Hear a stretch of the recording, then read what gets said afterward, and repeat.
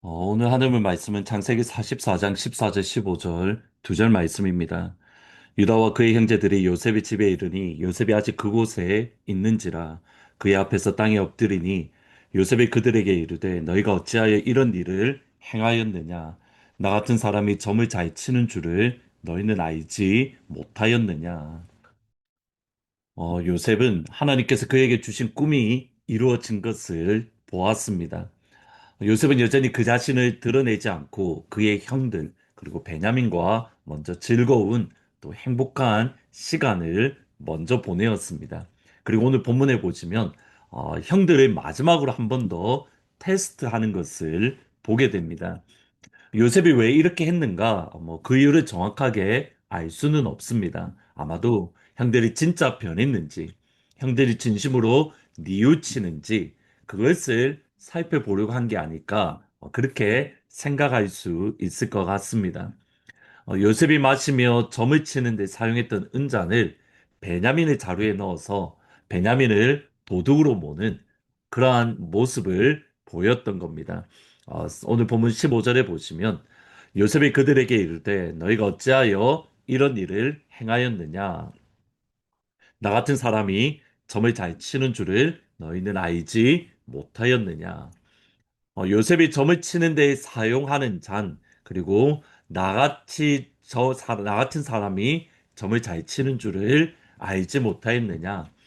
여기에 대한 해석이 조금 있습니다. 기본적으로 하나님은 점치는 것을 금지하시고, 점치는 것을 경계하시고, 점치는 것을 쫓아내라. 결코 너희 가운데 있게 하지 말라. 분명하게 말씀을 하십니다.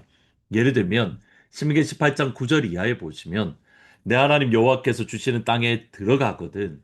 너는 그 민족들의 가증한 행위를 본받지 말지니, 그의 아들이나 딸을 불 가운데 지나게 하는 자나 점쟁이나 길흉을 말하는 자나 요술하는 자나 무당이나 진언자나 신접자나 박수나 초혼자를 너희 가운데에 용납하지 마라. 하나님은 분명하게 말씀을 합니다. 점쟁이를 너희 가운데 용납하지 마라.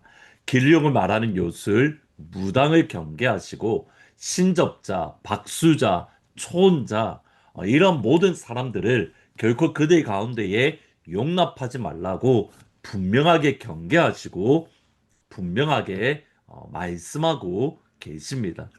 그리고 이것은 오늘날에도 역시 마찬가지입니다.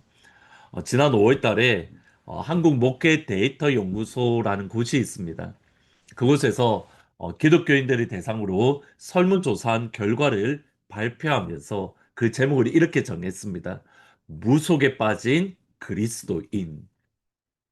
통계에 보면 기독교인들의 그러니까 개신교의 20%가 최근 3년 안에 무속을 이용했다고 합니다. 그러니까 점을 쳤다든지 운세라든지 택일, 뭐 결혼 날짜를 정한다 또는 이사 날짜를 정할 때에 그런 뭐 이런 무당을 찾아가서 물어본다든지 점괘를 이용한다든지 운세를 사용한 적이 있다라고 합니다.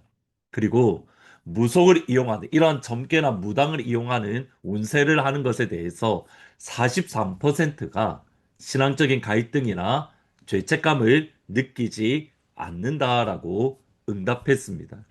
그리고 교인의 55%는 풍수지리를 믿거나 또 그것을 적용해도 괜찮다라고 생각했고, 교인 4명 중에 1명인 24%가량은 몸에 부적을 지니고 있어도 괜찮다라고 응답했다고 합니다. 그리고 뭐 저희들이 뭐 사업을 시작할 때에 또는 새 차를 살 때에 고사를 지내는 이렇게 돼지머리를 놔두고 그 앞에 절하는 고사에 대해서 35%가 그렇게 해도 괜찮다라고 개신교인들이 그러니까 하나님을 믿고 예수님을 믿는 그리스도인들이 이렇게 답을 했다고 합니다. 우리의 믿음이 얼마나 하나님으로부터 멀어져 있는가를 보여주는 한 모습입니다. 하나님은 우리에게 다른 우상에게 절하거나 다른 우상을 찾는 행동을 단호하게 금지하십니다. 점이나 무당이나 신접자나 초혼자나 고사나 또는 뭐 부적이나 결코 용납해서는 안 됩니다. 장난으로라도 그렇게 하면 안 됩니다. 왜냐하면 그 사이를 통해서 마귀가 틈타고 마귀가 우리를 유혹하고 미혹하고 넘어뜨리기 때문에 하나님은 그것을 단호하게 금지하고 계십니다. 이런 관점에서 요셉의 말은 사실은 많은 고민을 가지게 됩니다. 분명히 하나님이 우상을 섬기고 점치는 것을 싫어하는데 요셉은 내가 점치는 사람이다라고 말하기 때문입니다. 학자들이 요셉의 말에 이렇게 저렇게 해석을 합니다. 어떤 것이 맞는가? 사실은 뭐 정확하게 알기는 어렵지만 그러나 요셉이 하나님의 사람이고 하나님께서 요셉을 인정하셨던 것을 볼 때에 단순히 애굽에 있었던 풍습을 이용을 해서 요셉의 형들에게 말한 것이 아닐까 그렇게 해석을 하는 것이 가장 좋을 듯합니다. 그러니까 실제로 요셉이 점을 쳤다가 아니라 그러한 풍습이 있었는데 그것을 가지고 형들에게 이야기한 것으로 해석하는 것이 가장 좋을 것 같습니다. 실제로 비슷한 경우가 다니엘이 그렇습니다. 다니엘이 꿈을 꾸었을 때에 바벨론 왕들은 다니엘에게 찾아와서 물어보면서 다니엘을 뭐라고 이야기하냐면 마법을 행하는 사람, 마술을 행하는 술법자라고 불렀습니다. 하지만 실제로 다니엘이 술법을 행했을까? 그것은 결코 아닙니다. 단지 당시 시대의 사람들 눈에 다니엘이 다른 사람들처럼 술법을 행하는 마술사로 술사로 보였을 뿐이지 실제로 다니엘이 하나님이 가증히 여기는 그런 일을 했다라고 볼 수는 전혀 없습니다. 하나님께서 그에게 보여주시고 기도 가운데에 보여주시고 기도 가운데 알려주신 것을 선포한 것이지 술법을 통해서 마법을 통해서 그것을 알았던 것은 아니라는 겁니다. 바로 이 지점에 저희들 오늘 하나님의 품어야 될 아버지의 마음이 있습니다. 다니엘과 요셉의 상황이 비슷했다라고 생각한다면 이교도가 가득한 세상 가운데에서 하나님을 믿었습니다. 다니엘보다 요셉이 사실은 상황은 더 좋지 않았습니다. 생각해보면 다니엘은 그래도 그에게 세 친구가 있었고 에스겔이라는 선지자가 있었고 또 그와 함께 하나님을 믿는 경건한 유대인들이 분명히 있었습니다. 뭐 예를 들면 모르드게가 그럴 겁니다. 물론 후대의 사람 시대가 맞지는 않지만 그 후손들 그러니까 하나님을 믿는 사람들이 그나마 다니엘 주위에는 있었습니다. 근데 요셉의 경우에는 혼자였습니다. 이집트라는 땅 가운데에 그는 혼자 하나님을 믿는 사람으로 살았습니다. 어떻게 그 일이 가능했을까? 세상에 속해 있는데 세상에서 살아가는데 세상에 속하지는 않은 세상 속에서 살아가지만 in the world but not of the world 세상 가운데 속하지 않은 사람으로 어떻게 살았을까? 다니엘의 경우를 생각해서 유추해 보면 답은 이것밖에 없습니다. 말씀과 기도입니다. 다니엘이 하나님의 말씀을 붙들었다는 것은 다니엘 9장 2절에 보면 분명하게 나옵니다. 곧 그 통치 원년에 나 다니엘이 책을 통해 여호와께서 말씀으로 선지자 예레미야에게 알려주신 그 연수를 깨달았나니 곧 예루살렘의 황폐함이 70년 만에 그치리라 하신 것이라.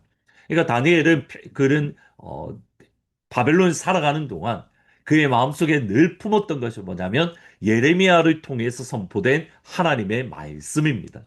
그가 예레미야의 말씀을 가지고 있었는가? 그것은 알 수는 없지만 적어도 예레미야의 그 말씀, 예레미야를 통해 선포된 하나님의 말씀을 그가 마음속에 새기고 품고 있었다는 것은 알 수 있습니다.